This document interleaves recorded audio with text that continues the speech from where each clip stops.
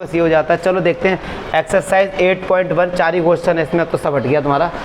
Most important question है ये, can I find the area of the region of the ellipse X square upon 16 plus Y square upon 9 is equal to 1। Ellipse की दो standard form होती है, ये standard form है x square upon A square plus Y square upon. अच्छा, अगर आप इससे इसको कंपेयर करें, समझना, जो ये 16 है, क्या हम इसको ऐसे लिख सकते हैं भाई साहब, एक्स स्क्वायर अपॉन 4 का स्क्वायर, और 9 को लिखेंगे। अगर मैं आपसे बोलूँ अब कंपेयर करो तो ए की वैल्यू क्या कीजिए 4, बी की वैल्यू क्या कीजिए, ए बड़ा है, मतलब ए अगर बड़ा आया है, ए की वैल्यू अगर बड़ी, इसका एक्स एक्सिस पर है ये, तो एक्स एक्सिस बड़ी है, वाई एक्सिस छोटी हो गई। तो इसका जो आप डायग्राम बनाएंगे, तो क्या 11वीं क्लास का कंसेप्ट है, इसका जो अगर आप डायग्राम बनाएंगे तो कुछ इस तरीके से आएगा डियर। ये मैंने एक्स एक्सिस पे ज़्यादा स्ट्रेस कर दिया इसको, क्योंकि ए की वैल्यू बड़ी है और ए किसके ऊपर, एक्स के ऊपर है। ये अब मैं रटा रहा हूँ आपको कि क्योंकि 11वीं क्लास में सब पढ़ चुके हैं।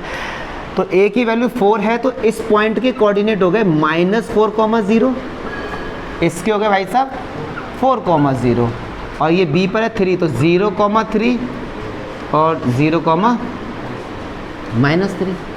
क्लियर है सर? अच्छा, और ये किसकी फॉर्म है, ये किसका ग्राफ है, ये ग्राफ है x square upon 16 plus Y square upon 9 ठीक। इसका एरिया फाइंड करना है। और इंट्रो पार्ट में बताया था कि इलिप्स जो होते हैं या सर्कल जो होते हैं या हाइपरबोला ये होते हैं, ये हमारे सिमेट्रिक अबाउट एक्सिस होते हैं। तो इस पूरे का एरिया फाइंड करना है। मैं केवल इस बॉक्स का एरिया फाइंड कर लेता हूँ, उसमें 4 से मल्टीप्लाई कर देंगे। ठीक है सर? तो चलो जी, एक स्ट्रिप लेते हैं यहाँ पे, हमने एक स्ट्रिप ले ली। ठीक, चलो अब ये इसके पॉइंट मान लो ये ए है, इसके कोऑर्डिनेट है मान लो एक्स कॉमा वाई, तो पक्की बात है इस बी पॉइंट के कोऑर्डिनेट होंगे एक्स कॉमा 0, क्योंकि ये एक्स एक्सिस है और एक्स एक्सिस पर वाई क्या होता है, 0 होता है, तो ये एक्स कॉमा 0 होगा। ठीक। अगर मैं आपसे पूछूं इस ए बी की, अगर मैं आपसे पूछूं length area of strip A B, तो आपका आंसर क्या होगा, L इंटू बी, क्योंकि ये एक रेक्टेंगल है। तो ये जो है इसकी ये लेंथ कितनी हो जाएगी y, और ब्रेथ कितनी हो जाएगी dx, y इंटू क्यों। देखो अब मैं डायरेक्ट इसलिए बता रहा हूँ कि इंट्रो पार्ट में सब बता दिया, dx क्यों है, y क्यों है, ये सब चीज़ें। ठीक है सर? तो area of strip A B हो गई, बट हमको फाइंड करना है इसका एरिया, तो नामकरण कर दो इसका OPQ। तो एरिया हमको फाइंड करना है, एरिया ऑफ OPQO पूरे का फाइंड करना। अच्छा, ये जो स्ट्रिप, अब समझना एक चीज बताएंगे, ये जो स्ट्रिप मूव करेगी सबसे कम यहाँ तक आएगी और मैक्सिमम यहाँ तक जाएगी, मतलब 0 से 4 के बीच में नाचेगी ये। तो 0 से 4, अगर मैं इस स्ट्रिप को ऐसे लेता हॉरिजॉन्टल, तो ये यहाँ से लेके यहाँ तक भागती, मतलब 0 से 3। ठीक, तो 0 से 4 और y इंटू। अब सेम प्रॉब्लम क्या आ रही भाई साहब, एलिमेंट x में फंक्शन y में, तो उठाओ यहाँ से ये जो पॉइंट है x, y, क्या इस इक्वेशन को सेटिस्फाई करेंगे, बिल्कुल करेंगे। तो यहाँ से निकालो y की वैल्यू। चलो यहाँ से मैं आपको y की वैल्यू निकाल के दिखाता हूँ। तो x square upon 16 plus Y square upon, यहाँ से मैं y की वैल्यू निकालता हूँ। पहले ये इस तरफ जाएगा माइनस में,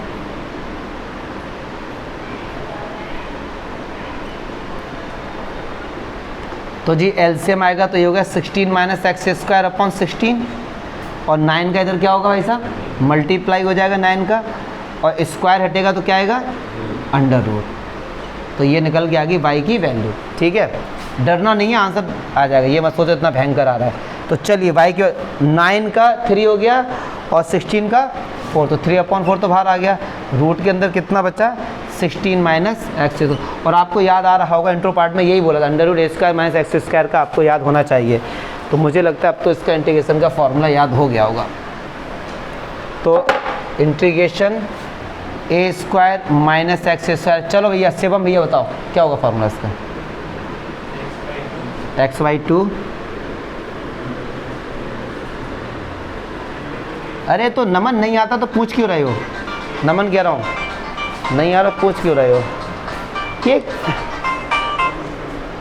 हेलो, हाँ जी, नमस्कार जी, जल्दी आ जल्दी दौड़ के चलो देखो,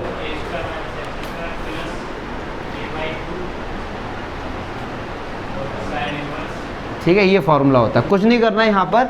जिस जगह आकाश ए है वहाँ पे 16 नहीं, 16 किसका स्क्वायर है? 4 का, तो वहाँ पे हम क्या पुट कर देंगे? 4। ए की जगह क्या पुट कर देंगे जी? 4। तो चलो जी आ जाओ। अच्छा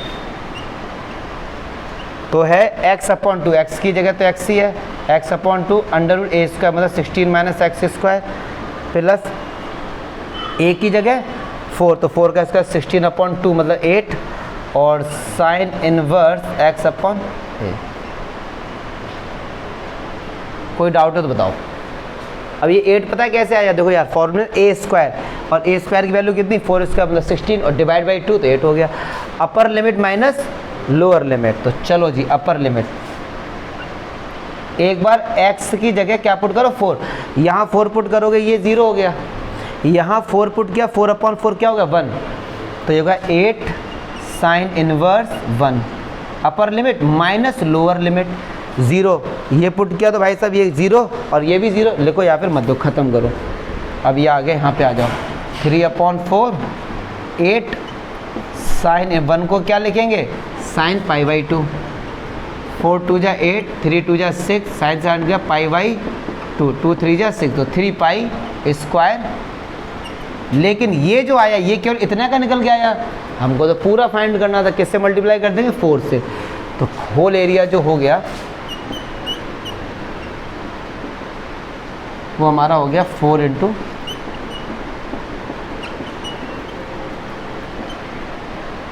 कोई डाउट है तो बताओ। अच्छा अगले क्वेश्चन में क्या है, मैं इसी में आपको बताता हूँ अलग क्या बनाया इसके लिए। अगले वीडियो में है x²/4 और इधर 9 है। अब समझना, अब x के नीचे छोटा हो गया है, कुछ नहीं होगा, डायग्राम में बस फ़र्क पड़ जाएगा, वो कुछ इस तरीके से बन जाएगा बस। क्योंकि अब x पे छोटा है तो ये होगा 2, क्योंकि 4 है ना, 4 को लिखेंगे 2 का स्क्वायर, तो ये हो गया -2,0 और ये हो जाएगा 2,0 और वो 9 है तो होगा 0,3 और 0, अब स्टेप ऐसे ही ले लेंगे बस, ठीक है। तो ये खुद से कर लो, कोई डाउट है देख लो। 2 ऑब्जेक्टिव है, देख लो जरा। ये तो खैर एग्जाम्पल 1 की तरह है, कह रहे हैं एक सर्कल है, ये सर्कल की इक्वेशन x² + y² = 4 और 0 से लेकर 2 के बीच में आपको एरिया फाइंड करना है। लेकिन इसमें साफ साफ बोला गया कि फर्स्ट क्वाड्रेंट में, तो इसमें 4 से मल्टीप्लाई नहीं होगा। मतलब x² + y² को क्या ये लिख सकते हैं? x - 0 का होल स्क्वायर प्लस 4 को 2 का स्क्वायर। तो ये क्या होते हैं? इसके सेंटर, सर्कल के सेंटर। इस तरीके से होगा, ये इसका सेंटर हो गया और रेडियस क्या होगी? 2, तो इससे कोऑर्डिनेट होगा 2, 0, 0, 2, -2, 0 और तो कह रहे हैं फर्स्ट क्वाड्रेंट के पहले वाले के, क्या इसी का एरिया फाइंड करना है बस आपको, 4 से मल्टीप्लाई मत करना। तो चलो भैया स्ट्रिप ले लो इस तरीके से ये, ठीक। अगर मैं बात करूं इस लेंथ की, इस तो ये हो जाएगा एरिया ऑफ स्ट्रिप, तो L इंटू बी, तो ये x एक्सिस पर dx होगी, ये लेंथ इसकी क्या होगी? y हो गई। कहाँ से लेके कहाँ तक फाइंड करना है? 0 से 2। अगर मैं इसके एरिया की बात करूँ तो 0 से 2 y इंटू डी y की वैल्यू निकालो यहाँ से, तो वही आ जाएगी 4 माइनस x²। अब 4 को लिख सकते 2 का स्क्वायर, तो वही वाला क्वेश्चन बन गया, ठीक है। ये आपके लिए थोड़ा सा नया है और अच्छा क्वेश्चन दिया उन्होंने, है ऑब्जेक्टिव में बट दिया क्वेश्चन बढ़िया है ये।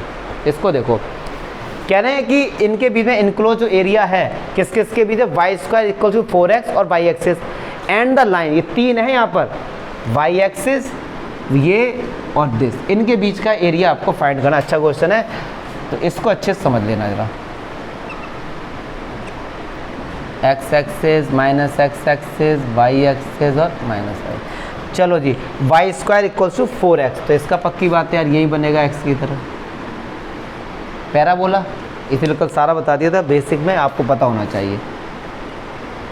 और कह रहे हैं y एक्सिस ये रही और y = 3, मैंने कहा मान लो ये 1 है, ये 2 है, ये 3 है, तो y = 3 का ग्राफ कैसे बनेगा? ये स्ट्रेट लाइन आ जाएगी, ठीक, पक्की बात है सर। अच्छा, अब यहाँ पे एक नॉलेज के लिए पहले बात जान लो कि मैंने क्या किया, इस लाइन को ड्रॉ किया, इसने y² is equal to 4x वाले कर्व को कट किया है। अब आप कहोगे सर हमें कैसे पता, क्या पता ऐसा ग्राफ होता कि जिससे ये कट नहीं करता। सही बात है, ऐसा भी तो हो सकता है। तो हम कैसे पता करेंगे कि दो ग्राफ आपस में कट कर रहे हैं? तो हमने क्या किया, लेट कर लिया कि मान लो ये ए पॉइंट पे कट कर रहे हैं, तो अब हम इस पॉइंट के कोऑर्डिनेट निकालेंगे। अगर ये रियल कोऑर्डिनेट आते हैं तो समझ जाना उन्होंने कट किया है, अगर इमेजिनरी आते हैं तो समझाना टच या कट नहीं किया। देखो ये इस पॉइंट पर है तो पक्की बात है कि ये इसको सेटिस्फाई करेगा, पक्की बात है सेटिस्फाई करेगा इसको। तो y की जगह हम क्या पुट कर सकते हैं भाई साहब, 3, तो 3 का स्क्वायर इक्वल टू 4x, तो ये क्या होगा 9/4, तो x की वैल्यू क्या आ गई, 9/4 रियल है, ठीक है। तो इसके कोऑर्डिनेट हो गए 9/4 और y कितना है 3, ये तो हमेशा रहेगा, तो इसका मतलब कट किया है। अगर यही कोऑर्डिनेट आते √-1 या √- उल्टे सीधे आते तो सब लोग कट नहीं किया है। अच्छा, अब हमको जो एरिया फाइंड करना है इनके तीनों के बीच में, ये वाला एरिया फाइंड करना है, ये वाला, ठीक है। तो इसका नाम ए दे दिया, ओ दे दिया और ये हमने बी दे दिया।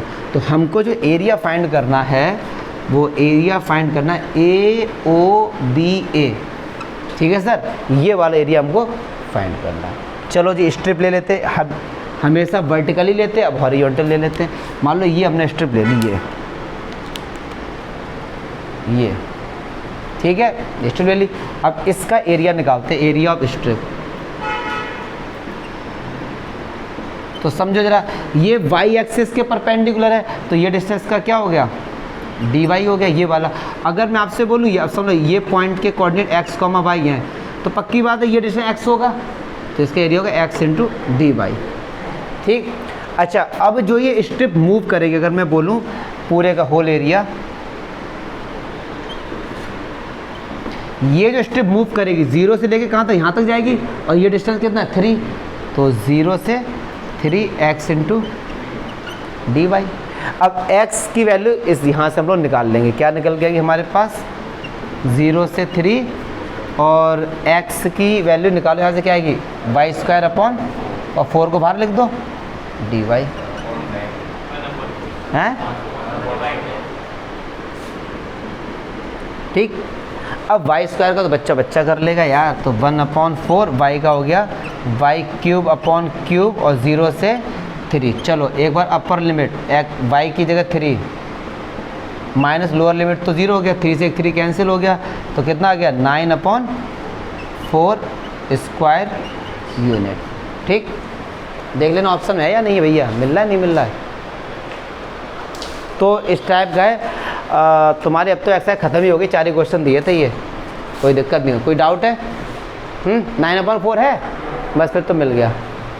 एन्जॉय द लाइफ, क्या है ठीक है, हाँ तो डराओ मत।